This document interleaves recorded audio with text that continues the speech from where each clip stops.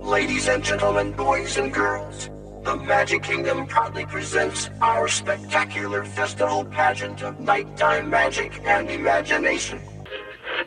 You've played in the parks, you've splashed in the surf, but your Walt Disney World fun's just begun. There's so much to zippity-doo here on vacation.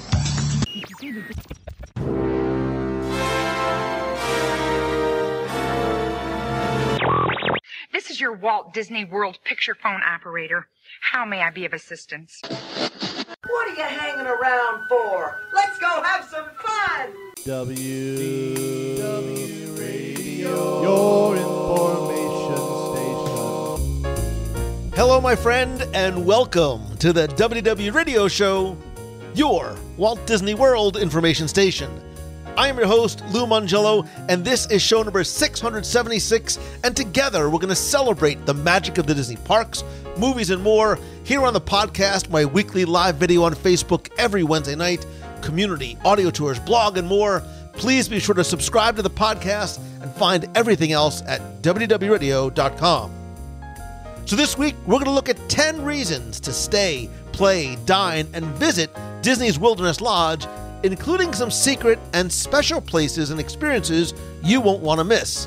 I'll then have our Disney Trivia Question of the Week, a new contest where you can win a mystery prize package, more updates, and your voicemails at the end of the show.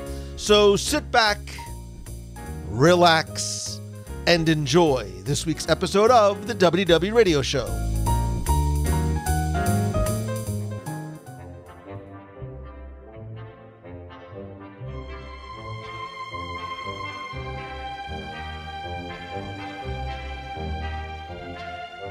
Both brilliant in execution and spectacular in scale, Walt Disney World is a living, breathing masterclass in the concept of environmental storytelling.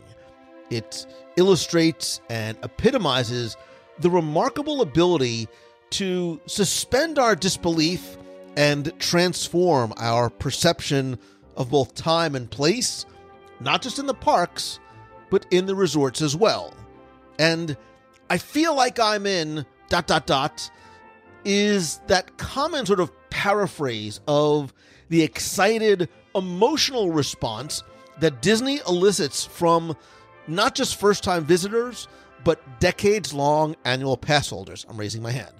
And one of the places that I think is most representative of that is the subject of this week's show and the subject of my ongoing love of this resort, Disney's Wilderness Lodge. And so this week on our Walt Disney World Resort Report, we're going to share and look at 10-ish reasons to stay, play, dine, snack, and visit Disney's Wilderness Lodge.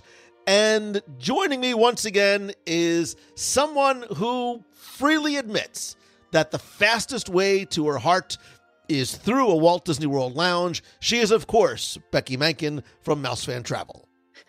through a lounge or, this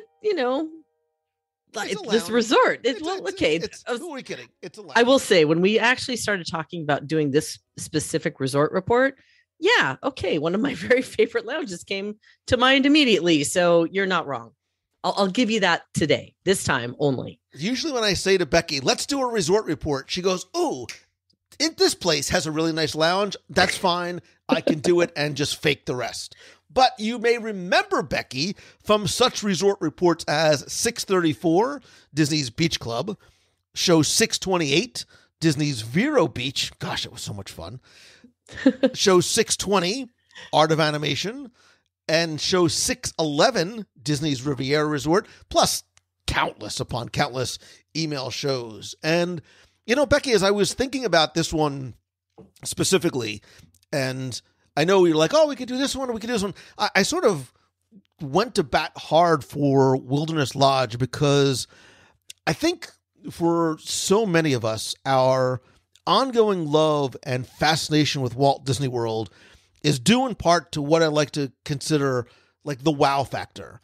And I mean wow, not just at the attractions and shows and restaurants and places and spaces, but the exceptional levels of customer service, the cast members, and really its persistent and consistent ability to wow us and captivate our attention, our dollars, and our loyalty. And like that, look, that's why there's an 80+% return rate for first-time visitors, right? Because of not just that remarkable level of loyalty that we have, I think, but that ability to transport people from the reality of daily life to somewhere else.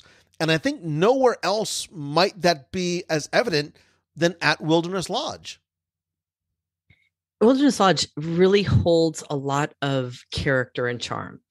And for me, it's a little bit different because it is based on or inspired by the National Parks Lodge, like the one at Old Faithful Lodge, I think is specifically what it's kind of after. But it reminds me a lot of my backyard up here in the Pacific Northwest.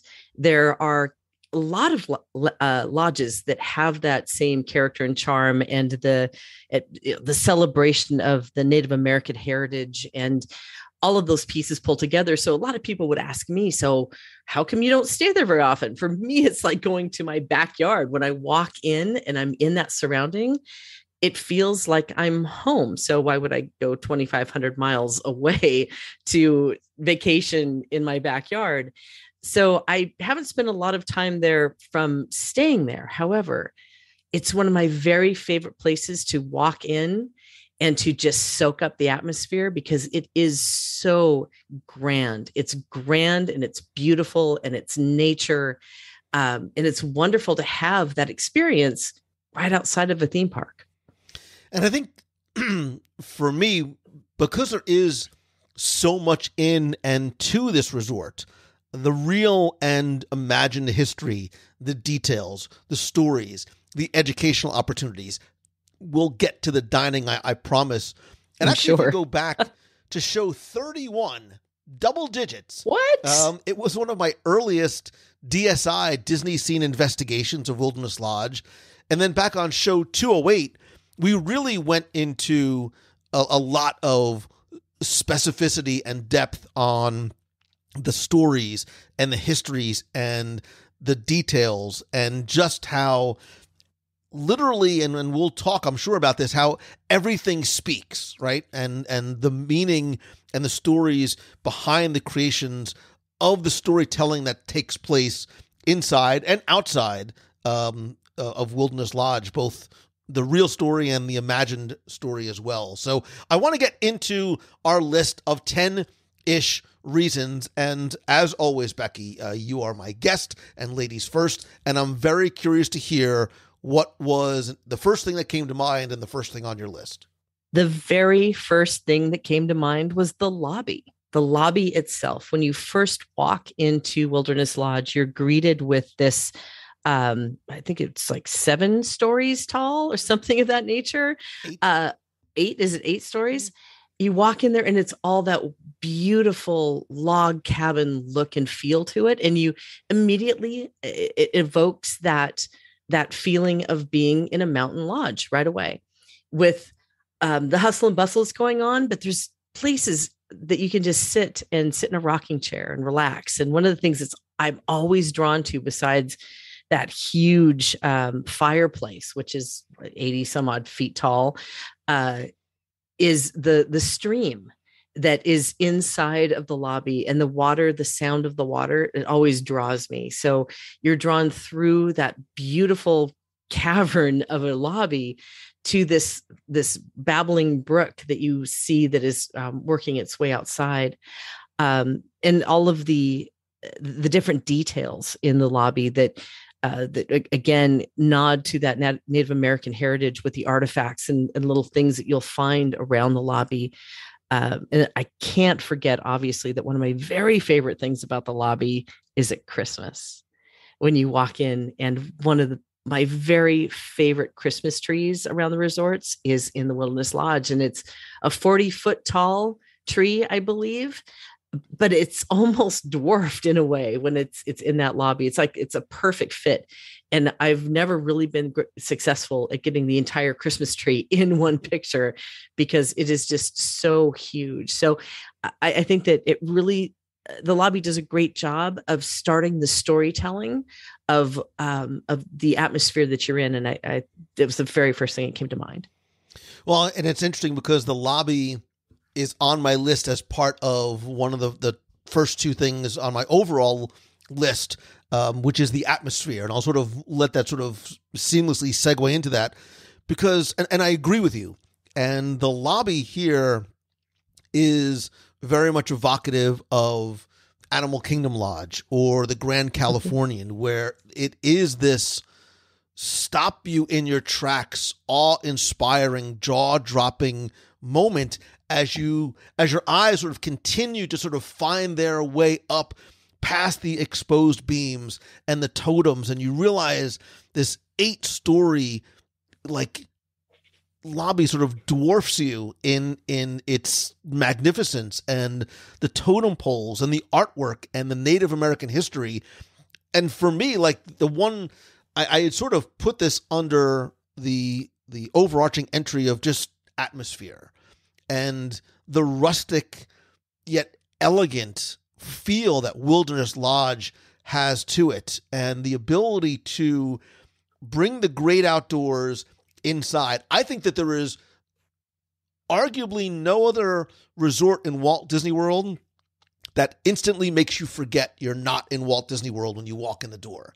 It could be 137 degrees like it normally is in July and parts of August, and the humidity can be through the roof, but you get in there and you're almost like a moth to a flame, like you're drawn to the fireplace and your eyes are drawn upward.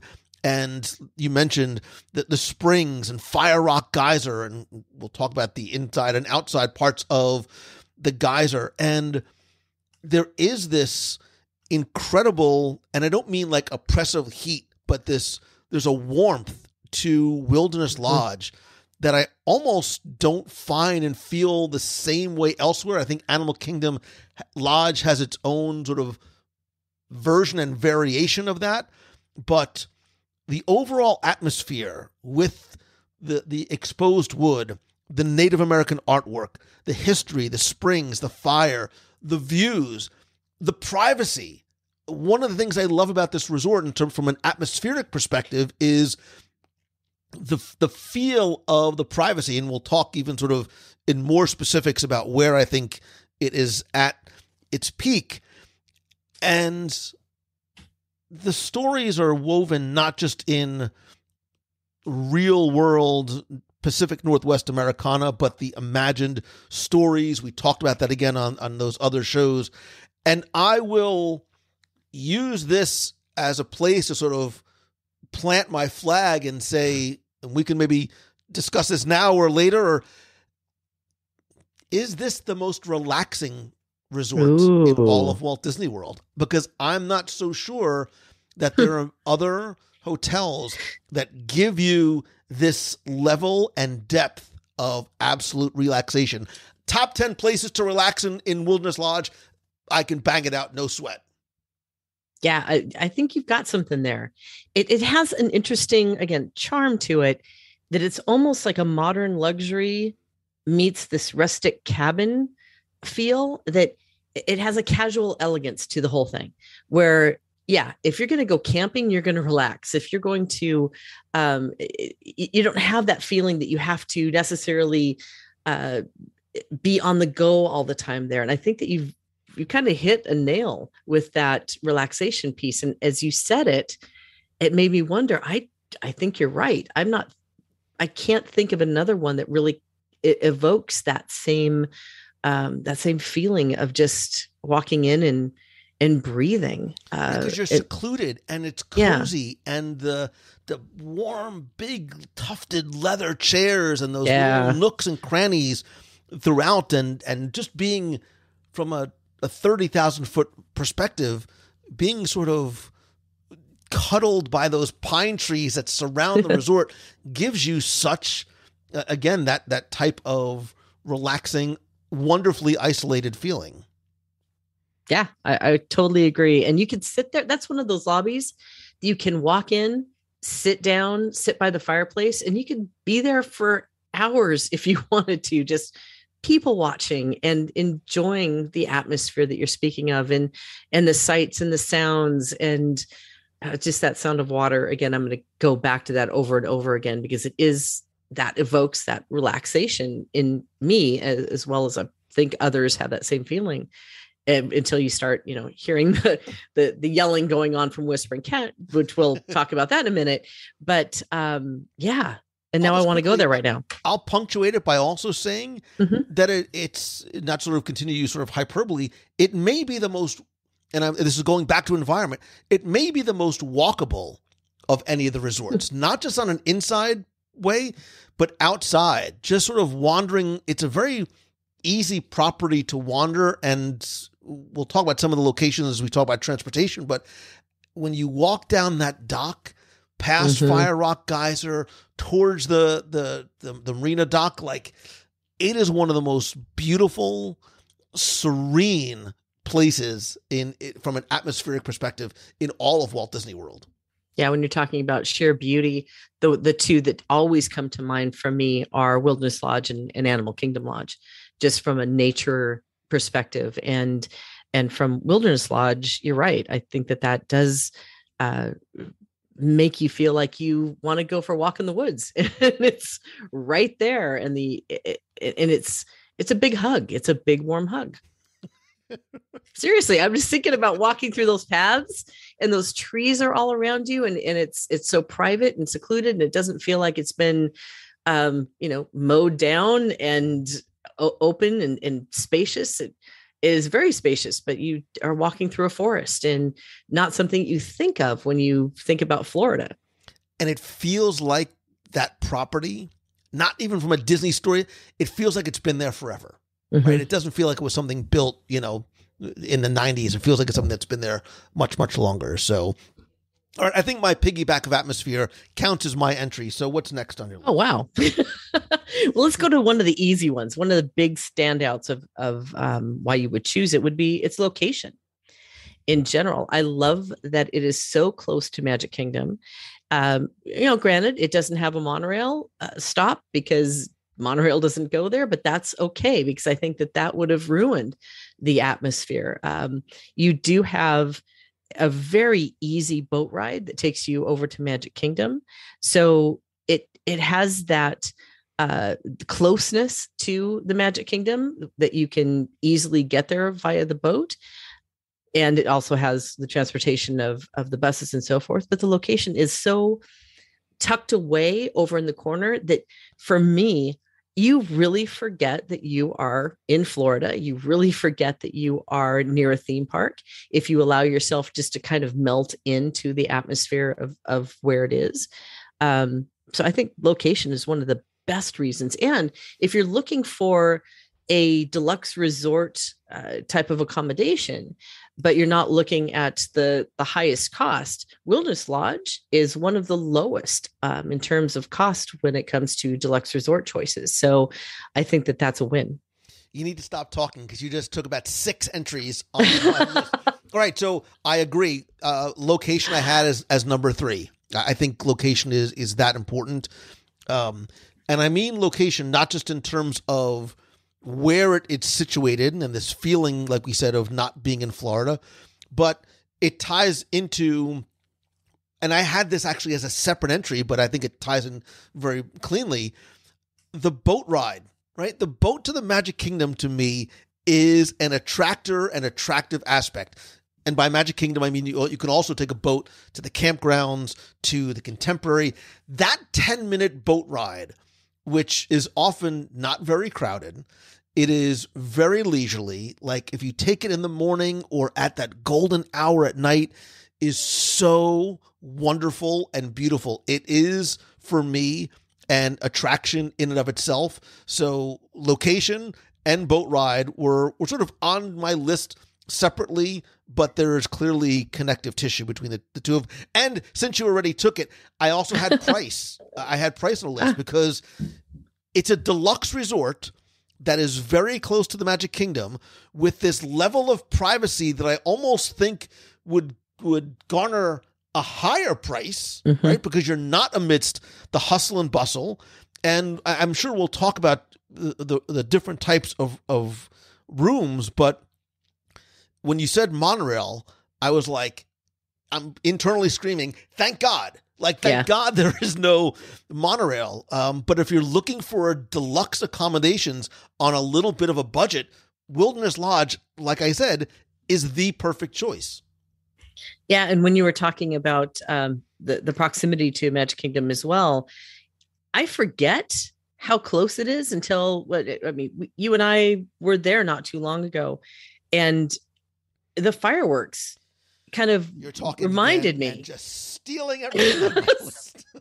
I was from a location perspective. I was just saying that it reminds you of, oh yeah, that's how close I am, because you forget just the proximity to the park that you are until that happens in the evening. I agree. This could be a short show because I keep stealing them. Is that what's going on? Okay. That was just the kiss of death. 2 hours later, we're still talking. Next on my list, and honestly, I was the first thing that came to my mind, right? Because we talk about how Walt Disney World makes us feel, right? And what this resort feels like, what it's themed like.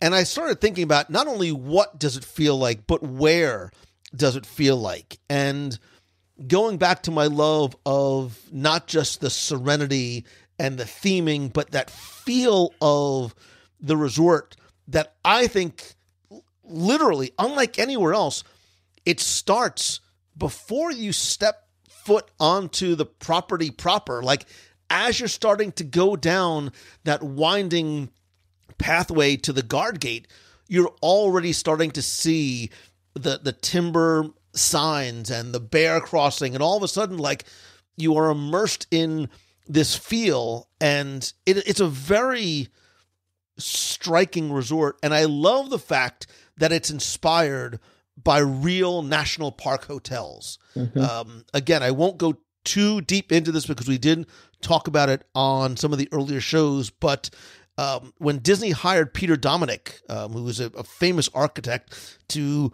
design it, the choice of him was very intentional, right? He was not only a very successful architect, but he was the son of an environmentalist, and his personal passion for the Pacific Northwest and the Rocky Mountains, etc., and building traditions were integrated into this 728 initially room hotel.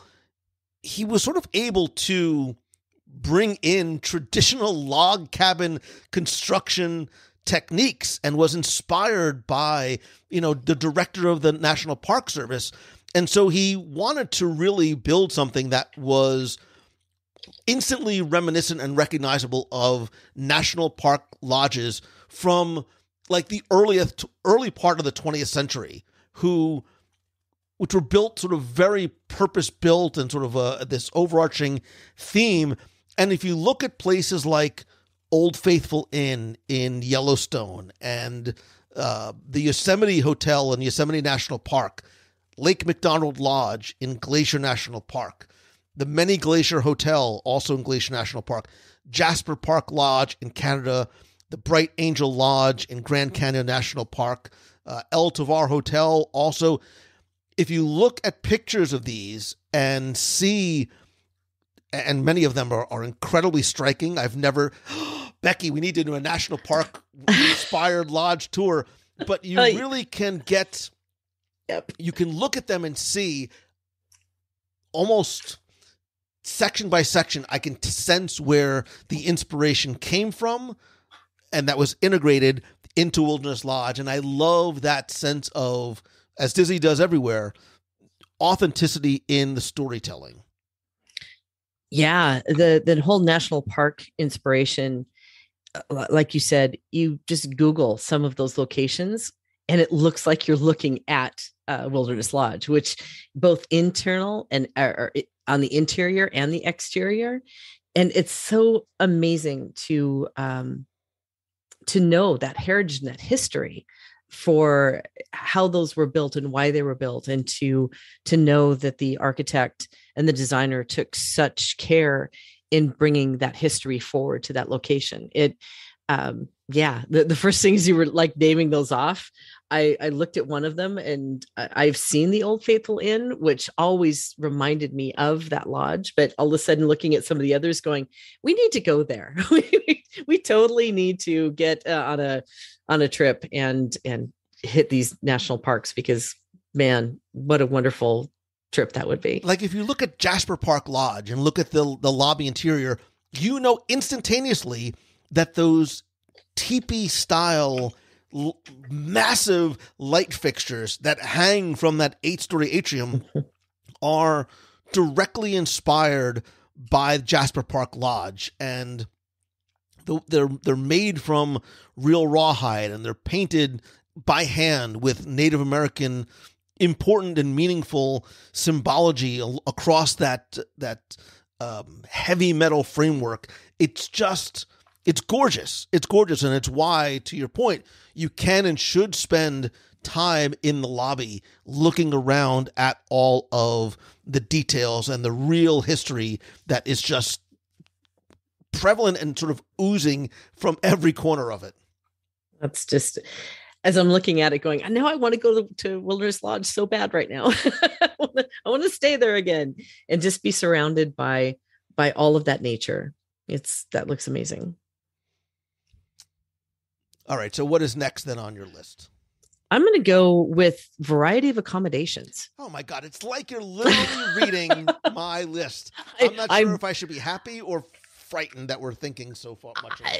Yeah, there's a whole discussion that can be had on that. But for now, let's go ahead and just talk about the variety, which of course, when you add Wilderness Lodge, we also have the villas, which are the Copper Creek villas and the Boulder Ridge villas as well. So you have standard rooms in the lodge that start at about that 340 square foot scenario, which you can get up to 4 guests in most of those rooms. But with the addition of the villas, you can also move into the standard studio, the 1, 2, and 3 bedroom accommodations. But my very favorite are the Cascade cabins, which are about a 1,700 square foot. I was lucky enough to be able to stay in one of those for a couple of nights. And by far, I think that these are probably my favorite of the larger accommodations that are available on property. From the villa perspective, it is just stunning. They sleep up to 8 people, again, 1,700 square feet. And you feel like you are in a cabin in the mountains while you're near a theme park and you're near a very large resort.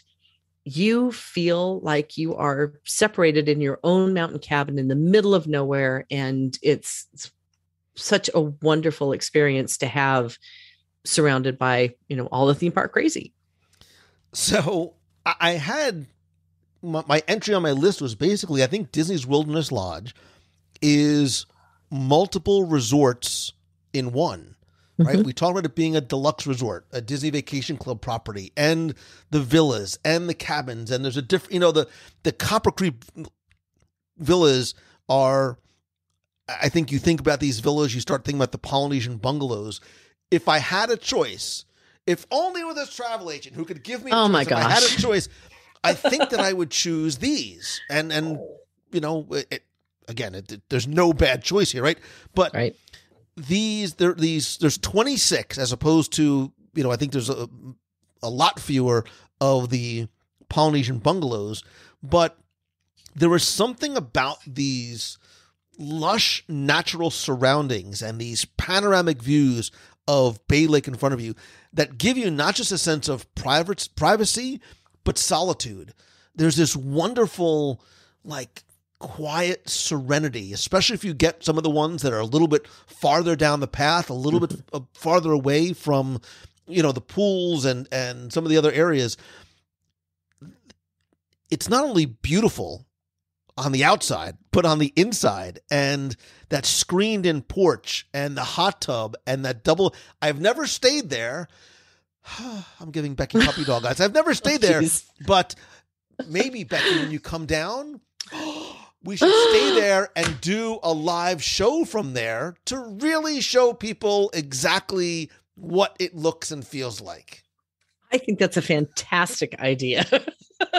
Any excuse to stay in one of those, any tax deductible excuse to stay in one of those cabins would be fantastic. I think that it's a great option for families who want that sense of privacy together, but to have activities and things near them as well.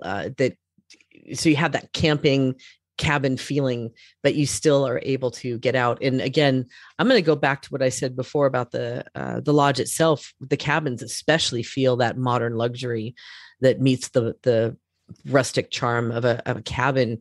I think we need to do that. You keep talking. I'm going to look it up to see if there's anything available this weekend. And I will say, I think Wilderness Lodge too.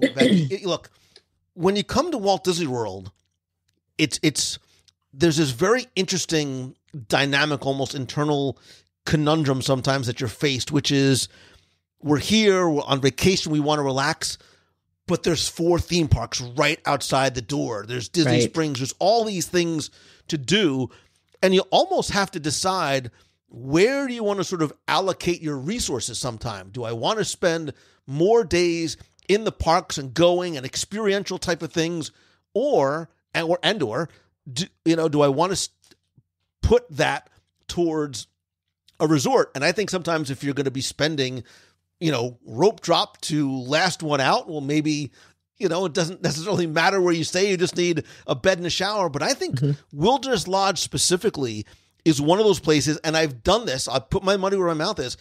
I went with my family. It may have been about a year and a half ago or so, where we went for 2 nights.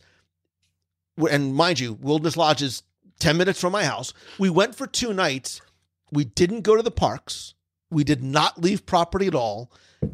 And we had this amazing time and almost forgot, in a wonderful way, that Magic Kingdom was a 10-minute boat ride away, except for being able to sit outside and watch fireworks and the electrical water pageant.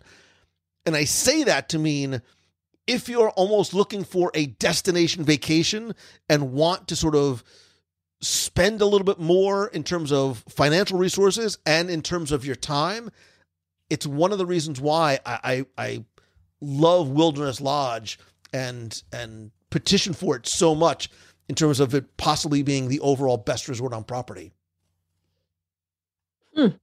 That's a pretty strong statement, being the best, but for some directions, it's a subjective thing, and it's again depending on why you go and what you want. But like as a local staycation, I really like Wilderness Lodge is way up there. I mean, I like Riviera too, and I like the Polynesian. And Animal Kingdom Lodge is nice. Okay, but you understand my point. I get it. I do get it. It's that same feeling that I kind of have over at Fort Wilderness, where you can still go enjoy the theme parks and enjoy being in that atmosphere, but then you can go back and be with your family. There's enough, which brings me to my next point. I think, is it my turn anyway? Because I can just segue right into it.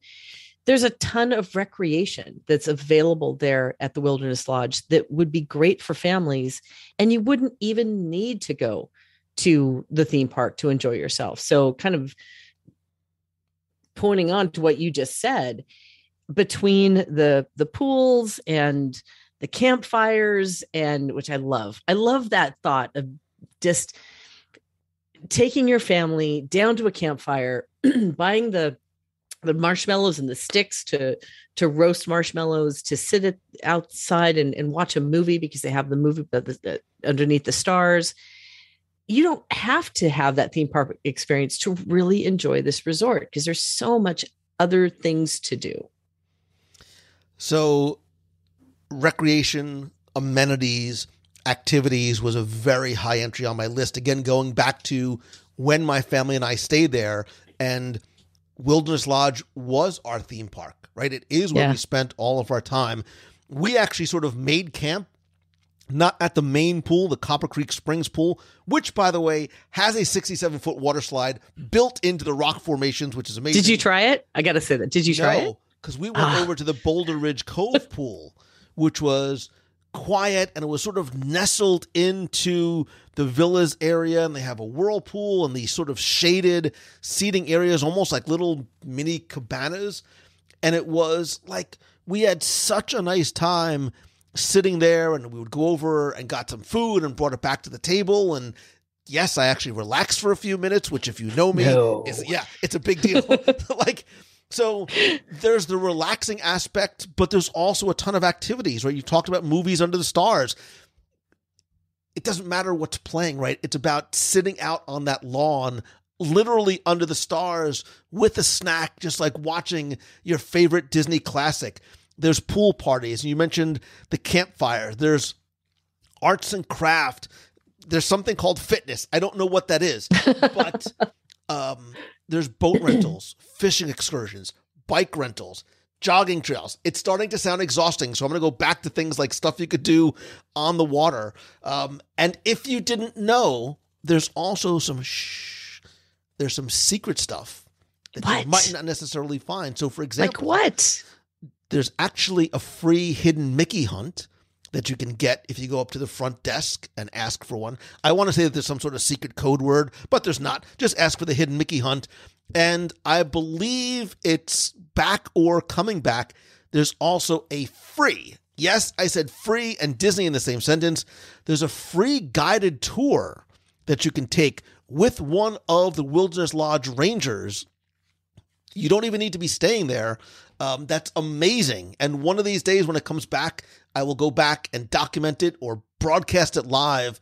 But whether you're staying there or not, it's a really, really neat way to see the resort in ways and maybe perspectives you haven't done before, and learn a lot about its history, design, development, and importance, especially in terms of, I think it's really important to note the Native American artwork and heritage that is represented throughout. Yeah. Excuse me. That is such a cool thing that they do with the guided tours, because there's so much history, especially in the lobby with all of the artifacts and things that you just possibly would just walk past and not realize how much it plays into the story of the resort itself. So I haven't taken one of those tours myself. I've seen them going on, and you kind of want to just kind of slip in to listen to what they're telling people. But I love the fact that they have that available and there and other resorts as well to be able to really learn about the atmosphere and the resort that you're in.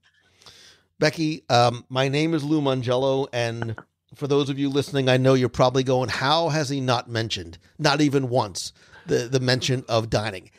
Dare I say, Wilderness Lodge has arguably some of the best top to bottom dining of any resort in Walt Disney World. I will plant my flag squarely here, because they have not only table service restaurants, Whispering Canyon Cafe, Storybook Dining, which I have not been to. I did not get a chance to go before it closed down, where you could meet Snow White and Dopey and Grumpy. Rumor has it the Evil Queen stops by as well. But the counter service locations, Roaring Fork, I dig it. Geyser Point Bar and Grill, mind blown. We've done a live review. It is one of my favorite overall places, just forgetting even how good the food is there. Bison Burger for the win. But some of the best views, and I love, love, love Territory Lounge. I think Territory Lounge is one of the top 3 lounges in Walt Disney World. If only there was somebody, I know, Becky. Don't just start.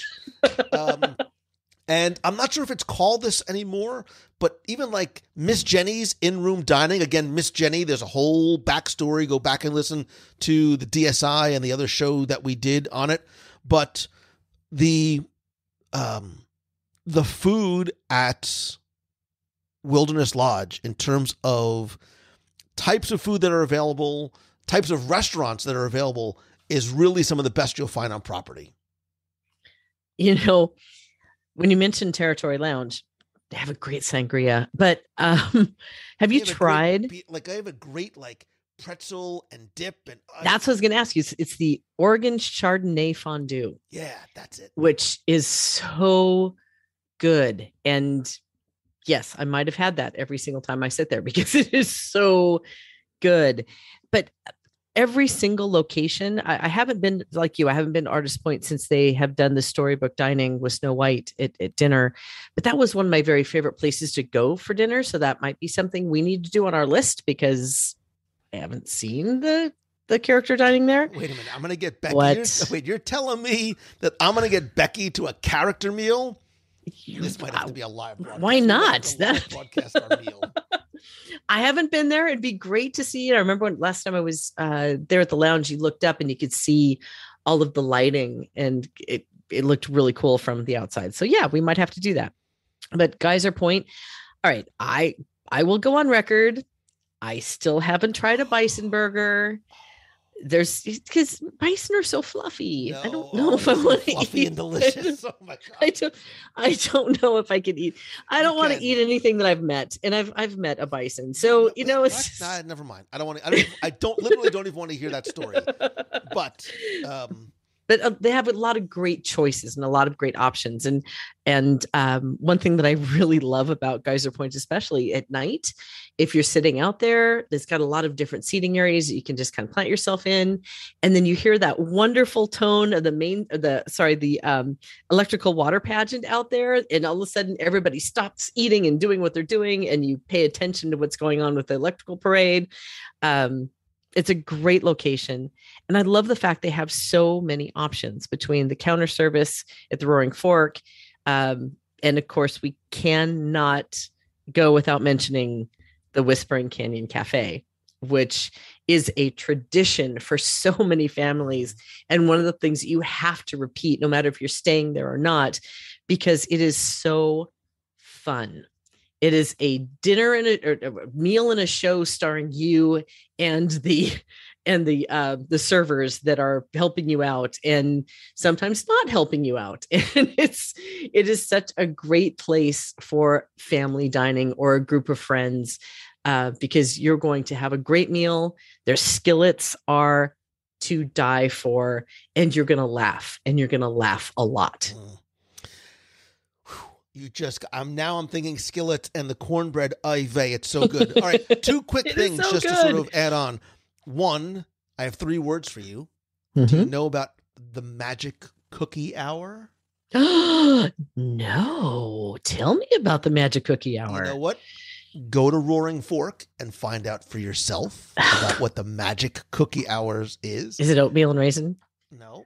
That's my favorite cookies. Okay. And I did have nighttime on the water as almost really a separate entry because, and here's the play, Becky, you go to Geyser Point in the evening, and if you're like me, you like to sort of spread your meal out. There is amazing seating both under the cover of Geyser Point proper and then a little bit out closer by the water, these wonderful tufted comfy chairs that if you time it just right with your meal and in your case cocktails, plural, you will catch not only unique views of the fireworks show, Enchantment, and with the music being piped in.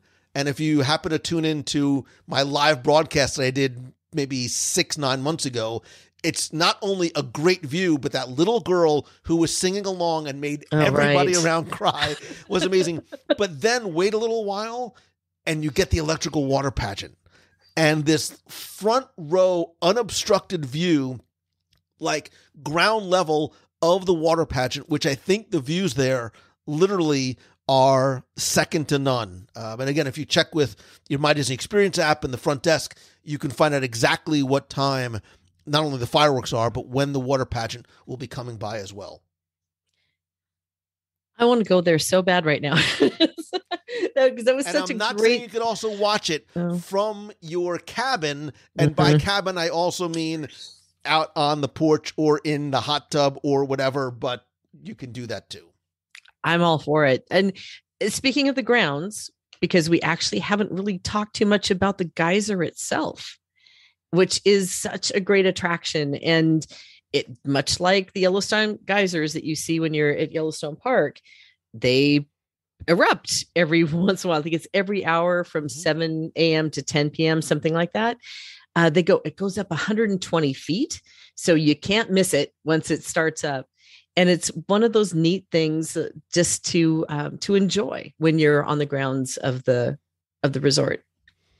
And if, according to story, it doesn't actually really connect, but you can actually sort of literally connect the dots from the bubbling geyser that begins inside the lobby that trickles its way throughout the property until it reaches down to Fire Rock Geyser. And I'll tell you, Becky, that the last entry on my list, with maybe a little tiny honorable mention, is that secret spots abound at Wilderness Lodge. And sometimes a secret spot can be your personal subjective secret spot, that secret spot that you like to go to get away from it all.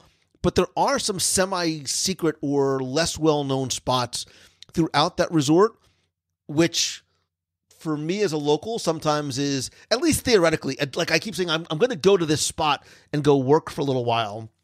But then I realize, I got to put on pants and drive there. But anyway, so you mentioned Fire Rock Geyser, but inside the lobby itself, if you go to the second floor, as right above sort of the porte cochere, when you first enter, you can go up the stairs and there's a second floor fireplace that is quiet and private and isolated. Like there are glass doors that sort of make it a little bit more almost cut off from the lobby, although you have this amazing view of the lobby overlook. But there's also some wonderful individual workstations with these hand-blown glass lamps, and it's quiet and it's out of the way, and there's power and there's charging, and it's, if you're looking for, whether you're staying there, you need some time to get away to work, read, relax, think, nap. There's a lot of those places that you can find, not just in the main building, but over in the second building, sort of the vacation club building, for lack of a better word. And the other not so secret place, which is one of my, again, favorite places anywhere in Walt Disney World, is the Carolwood Pacific Room. You may know it as the Iron Spike Room, which is this out of the way, cozy, comfortable, again, super comfy chairs, private little fireplace, there's game tables, but there's so much history there, not just of the lodge and of America and our journey via rail to the Pacific Northwest, but it is a place where a piece of Walt is actually home, right? There's two of the train cars from Walt Disney's. Why are you looking at me like you didn't know this? Wait, you didn't know this? There's two train cars from Walt Disney's Carolwood Pacific Railroad from his home. And there's all kinds of little, there's photos everywhere and informational plaques, but it is quiet and it is out of the way, and it is like this somewhat well-known yet still incredibly relatively hidden treasure, not just of this resort, but I think of all of Walt Disney World. And when I know when we talked about Wilderness Lodge in the past, we've talked about it when I've done my Finding Walt in Walt Disney World episode. The Carolwood Room was one of those places that if you are a Walt Disney enthusiast, you have to make your way over. Again, you don't need to be a guest in order to go and check it out. But more importantly, like if you're staying there and you want to just get away and grab a book, or in Becky's case, a cocktail, and just sit quietly and have a conversation or play a board game with your family there, it literally is the near perfect spot in Walt Disney World. You're speaking like you have been there many times, maybe to get away and work in a corner somewhere. I have. I was going to say. I've gone there to work. I've gone there to relax. I I want to say I've done a meet there, but I don't think I've actually. Years ago, I actually a teacher from a school that was up in the Northeast came down, and I gave a presentation to students about Walt, not specifically the Carolwood Room, in the Carolwood Room, because I love that place so much, and I think it was a place sort of directly connect the story of Walt and some of the stories of the lodge too. I really, really, really like that place a lot. And it's, Becky, it's usually you walk in and there's nobody there. Which is a plus, especially when you're trying to work, and especially at times like right now, where it's so busy in the parks and you want to get away to something a little bit more private, again, where you can breathe without a huge crowd around you. That sounds like the perfect place to be. So that's actually all I had on my list, other than there was one I almost sort of felt I needed to mention it because it's not there anymore. You talked about some of the different aspects, the aesthetics and the atmosphere. And I think another huge attractor that we sort of mentioned was the integration of nature into this resort. And there are walking paths and bike paths, and you can just sort of wander. I said it's a very walkable resort. Once upon a time, way back when, there actually was a walking path between Wilderness Lodge and Fort Wilderness. Really? Yeah. You used to be able to take this. I think it was like just under a mile or so, maybe like a 20. And I think they still use it for carriage rides from Fort Wilderness. But yeah, there used to be a walking sort of nature trail in between the two. And I think it's been closed for a couple of years, but it's just sort of evidences, and who knows what the future is going to hold in terms of expansion of some of these resorts and new resorts that are coming to that section of property. But it still remains a very sort of wonderfully inside and outside walkable resort. And like I said, just taking those little walks through those amazing trees, and especially at night, that's when I love that resort the most. If you go there, go have a cocktail, of course, that would be a great idea, or dinner if you prefer. If you prefer to have dinner and then go for a walk, that is like the best resort to just wander around at night with the lamps and the trees and the lighting and the sounds and the water. I just think it's a fantastic place to spend time. You hit right on it. And the last word I had on here was the sounds. Like whether you sit in the lobby, whether you sit by the geyser, whether you sit by the water, you can just, the next time you go, just close your eyes and just listen to not the sound just of children laughing, but the sound of the water and the sound of the natural wildlife and the birds and some of the little critters that you'll find, throughout some of the parts of the resort. It is very, very peaceful. And I think, Becky, that the part of the reason why I wanted to give this its resort report now is I think that not only is the resort an attraction unto itself, but I think it's one that's worthy of a special visit. Whether you are just coming to Walt Disney World, you mentioned earlier, especially during Christmas time, you have got to make a special trip out here. And I will pose the question to you, our friend who's listening. I'll post this in the clubhouse, or you can call the voicemail at 407-900-9391. Is Wilderness Lodge the most beautiful hotel in Walt Disney World overall? There's no right or wrong answer. I just want to know your opinion. And if you're thinking, if maybe we have inspired you to go deeper and deeper into Disney's Wilderness Lodge and stay there on your next visit, you can go and visit. I mean, don't go visit Becky, because I found out she does not like that when you knock on her door. What? But you can go and visit Mousefan Travel, and Becky and her amazing team of travel advisors will help you get to Disney's Wilderness Lodge. Absolutely. Happy to do that, especially I want to talk about this whole magic cookie thing again, because if there's oatmeal raisins involved, I need to know it, because that's going to be my first stop. I'm not, that whole meeting thing that we have set up, I'm going right for the cookies, and then we'll talk about whatever later. Oatmeal raisin. Yum.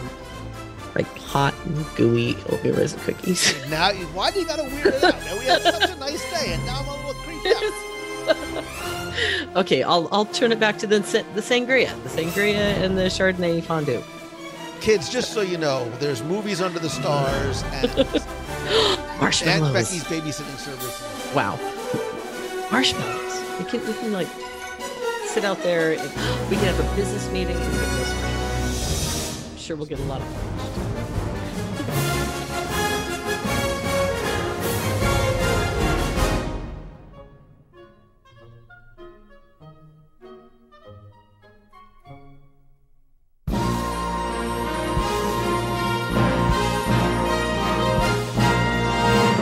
It's time for our Walt Disney World Trivia Question of the Week, where I invite you to test your knowledge of Walt Disney World's history or see how well you pay attention to the details in what you see, hear, taste, or even remember. If you think you know the answer, you can enter for a chance to win a Disney prize package. And this week's trivia contest is once again brought to you by you. And I'm not kidding when I say that, because as part of the WDW Radio Nation, you help bring every episode of WDW Radio to life. Every live broadcast, the contests and giveaways, they're all thanks to and by, for, and about you. And you can find out how you can help the show for as little as $1 a month, and you can get cool exclusive rewards every month, like scavenger hunts, trivia quests, group video calls, access to our private Facebook group, shirts, stickers, monthly care packages, and much more. I want to thank some new and longtime members of the Nation family, including Rob Stewart, Kelly Seraphin, Betsy McClellan, Joe Devote, and Gray Hauser. I sincerely appreciate your friendship and your support and your love and all the help, and I love being able to give back to you each and every month. If you want to find out how you can help the show, get the exclusive rewards, and in turn, help our Dream Team project, which benefits the Make-A-Wish Foundation of America, you can visit www.radio.com/support. Now, before we get to this week's question, we're going to go back, review last week's, and select our winner.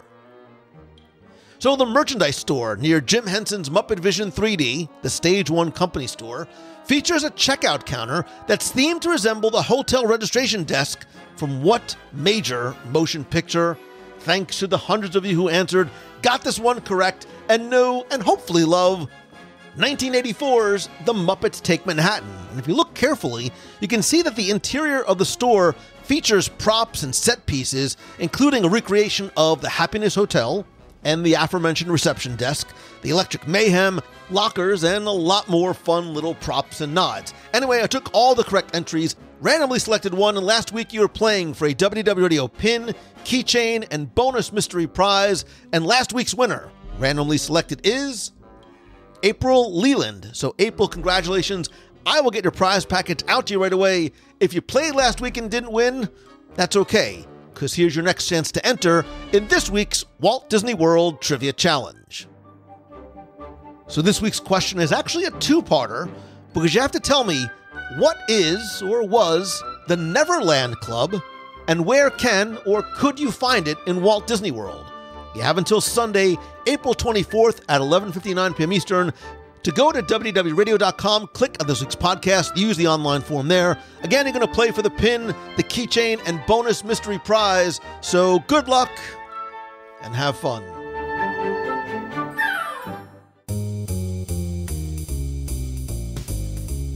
That's going to do it for this week's show. Thank you so much for taking the time to tune in this and every week. I'd love to hear your thoughts about Disney's Wilderness Lodge. Come be part of the community and conversation over in the WDW Radio Clubhouse on Facebook at www.radio.com/clubhouse.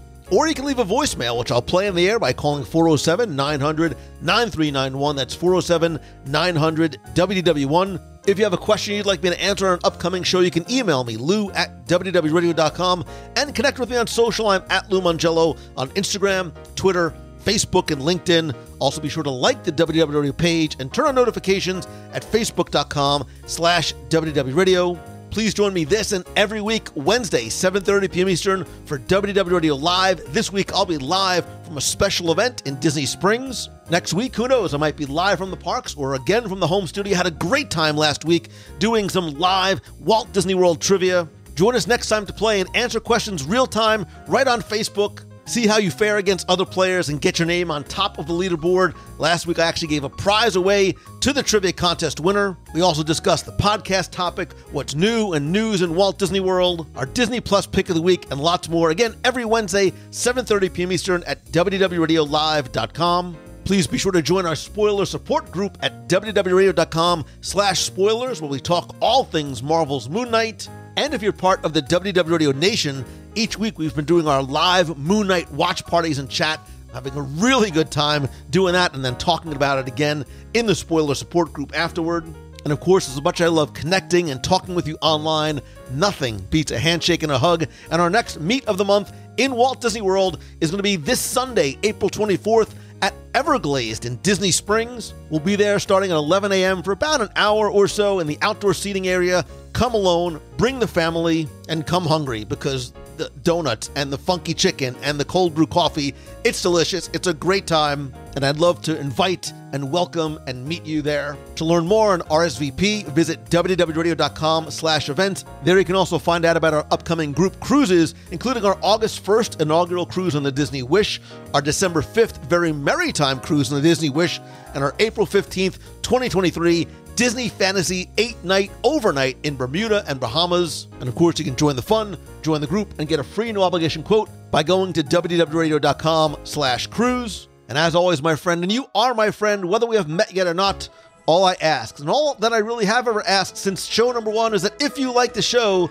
to please help spread the word. And this week, I want to thank and maybe even reward you for your support and your efforts in community and friendship in helping to do that by simply spreading the word. Because if you do, you might just win a mystery prize package, which is going to include an Amazon Echo Dot, a WDW Radio backpack, mug, shirt, vintage Walt Disney World collectible, and a few more mystery prizes that I know you're going to enjoy. All you need to do is get creative and share a link to last week's episode, our top 10 smells of Walt Disney World Revisited, or even just the site, the show on Apple Podcasts or Spotify, or even this week's episode, and invite others to join the show and community. To find out how to enter, rules, judging, and all the details, visit the blog over at WDWRadio.com. And I want to quickly thank some folks who have helped spread the word by reviewing the show over on Apple Podcasts, including Matt, who says, "The podcast makes me feel like I'm at Disney. It's wonderful to have such a positive and informative host in Lou." Thank you. He seems like a very genuine person. I am. Who does what he loves, I do, and uses his influence, I don't know about that, to bring the magic to all of us here around the world. If you want to leave a review over an Apple Podcast, again, it's incredibly helpful. Even just a quick rating over in Spotify Podcasts is super helpful as well. Finally, most importantly, thank you. I love and appreciate you so very much. I cannot tell you what you listening and being part of this community means to me, and I'm not sure you know just what a positive impact you have, not just on me, but on others. And it's so important to always remember to try and be that positive light to others, and that light that you want to see in the world, and to always choose the good and be the good, and be a good influence and a good example for others as well. I love you. I appreciate you so very much. I hope to see you on Wednesday night's show or at Everglazed, the donuts, this weekend for our meet of the month. So until next time, I hope it's your best week ever. Thanks again. See ya. Hey Lou, this is Alex Fires. I have called before, but it's been a while since I have. Hope everybody in the WW community is doing amazing, as well as you and your family. I wanted to call and just say congrats on 15 years of WDW Radio. That is a just fantastic celebration, and I'm so happy for you and the community as well, because like you said, it's just grown into something bigger than I'm sure you or anybody has imagined. But I wanted to call with this because you said fill in the blank, and just kind of give you a little bit of backstory. So I hope I don't take too long. But I stay WDW Radio has given me strength. And the reason I say strength is because for years my husband and I, what we mainly do for a living is we are involved with youth ministry.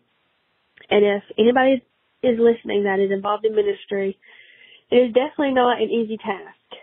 And, you know, just like with any job, it comes with its challenges and everything like that. And I don't mean to get like too spiritually, but, you know, there's good times and there's bad times. But overall, there's a reason why we do it, because we want kids to know that they have a place, that they know that we can tell them that they're special and that they have a place in this world and they have a purpose. So sometimes when you're trying to encourage others, it can be hard to encourage yourself. And, you know, we've moved a lot over the past few years and it's been very challenging. And just, Lou, your podcasts have been very enjoyable for me and also my husband. Sometimes he listens along, but I love to crochet at home. So I listen to a lot of them while I'm crocheting and, you know, maybe making road trips. I have family that live in, you know, different parts of the different states. And one podcast that comes to mind that really helps me, of course, I love all the top 10s. They're my favorite. But I love the one where you and your wife and your close friends all sat down, and it was a 2-part, I believe, podcast or episode, and it was about moving to Florida. And I've always wanted to live in Florida. I'm sure every Disney fan has dreamed of living somewhere near a park, but living in Florida was one of my big dreams when I was a teenager. I'm from a very small town, and I felt like nobody really understood, you know, my excitement for not just the theme parks, but what the parks meant in general. How Walt Disney grew a company from literally nothing. He had obstacle after obstacle, and after much hard work and you know, leading where we were supposed to go, even though it was hard, I can finally say now that as of January, we are now Florida locals. We live in the Winter Garden area in Florida, and I'm very close to the parks. And it's something that I had never dreamed that I would be able to do. And I'm so excited. And I just want to encourage anybody else that's out there that if you're praying, if you're dreaming of doing something that you love, whether it be, you know, about the parks at Walt Disney or anything, I encourage you to go for it. And I'm sure Lou would too. So I just want to say that WDW Radio has given me strength. And I look forward to many, many more years and episodes. And I hope everybody's doing well and staying safe. But yeah, this podcast has meant a lot to me. And Lou, I appreciate everything you do. And I truly don't know if you understand how much you have meant to not only me, but just this community in general. So have a great day, and I will talk to everyone soon. Bye. Hello, Lou and the WDW Radio family. This is Lindsay Johnson calling from Salt Lake City, Utah. I just wrapped up listening to the wished for themed dining experiences at Disney. I spent the entire episode waiting for you to mention the Muppets, which you did, and I want to take it up a notch because I want themed Muppet character dining. I want to be able to meet and talk to Kermit and Fozzie and Gonzo and Miss Piggy and any other Muppets, Sweetums if they could swing it. I think there could be an animatronic aspect, as you mentioned, with Dr. Teeth Electric Mayhem. Maybe switch it up with Rolf on the piano and Miss Piggy singing some songs, because I'd like it also. Not only could I talk to the characters maybe in between the booths, which could be elevated so there'd be puppet performers underneath and cameras and microphones around, so you could actually have a conversation with these with the Muppets, that it would also be a dinner show, the Muppet dinner show with all the songs and comedy routines and heckling by Statler and Waldorf. that would just make my heart sing. The food could be fun and wild and wacky, but at the helm, we would have the Swedish chef in the kitchen. I think that would just be so much fun, and I hope it can happen in Disney World or maybe on the West Coast in Disneyland. We need more Muppets in the parks. Thank you so much. Have a great day.